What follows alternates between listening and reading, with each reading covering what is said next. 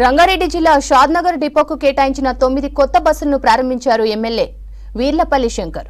గతంలో రద్దు చేసిన బస్సు సర్వీసులను తిరిగి ప్రారంభించేలా చర్యలు తీసుకోవాలని ఆర్టీసీ అధికారులను ఆదేశించారు. వివిధ గ్రామాల నుంచి వస్తున్న విద్యార్థులకు ఇబ్బందులు కలగకుండా చూడాలన్నారు. షాద్నగర్ డిపోలో ప్రయాణికుల కోసం ఏర్పాటు చేసిన వాటర్ ప్లాంట్ ను మొదలుపెట్టారు ఎమ్మెల్యే.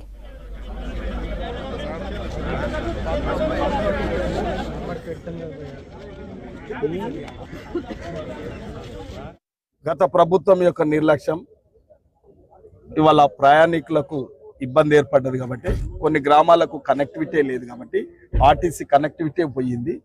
కొన్ని 30 గ్రామాల దాకా కూడా పాక్షికంగా నడుస్తూ ఉన్నాయి కాబట్టి ఇది తీవ్రమైన సమస్య అని చెప్పి ఇక్కడ డిపో మేనేజర్ గారు సిబ్బంది అందరూ కూడా నాతో చెప్పడం జరిగింది. నేను కూడా నా బాధ్యత కాబట్టి ఎంతో మంది కూడా ప్రయాణికులు కానీ ఆ గ్రామ ప్రజలు ఆ టైం రావడం జరిగింది. నా బాధ్యతగా నేను ఆర్టీసీ రవాణా శాఖ మంత్రులతోని ప్రభుత్వంతోని పోరాటం చేసి వాళ్ళను ఒప్పించి మెప్పించి కూడా మనకు ఒక 15 బస్సులు తాత్కాలికంగా మంజూరు చేయడం జరిగింది.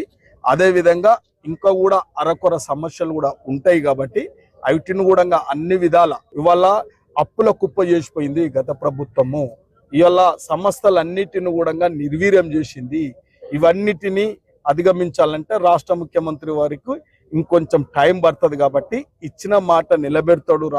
ఇలా రాజశేఖర్ రెడ్డిని మించిన రేవంత్ రెడ్డిగా పేరు తెచ్చుకోబోతుండే ఈ రాష్ట్రంలో కాబట్టి మీరు అందరు చూస్తూ ఉన్నారు. ఇవాళ అన్ని పథకాలు ఇంప్లిమెంట్ చేయడం జరుగుతుంది.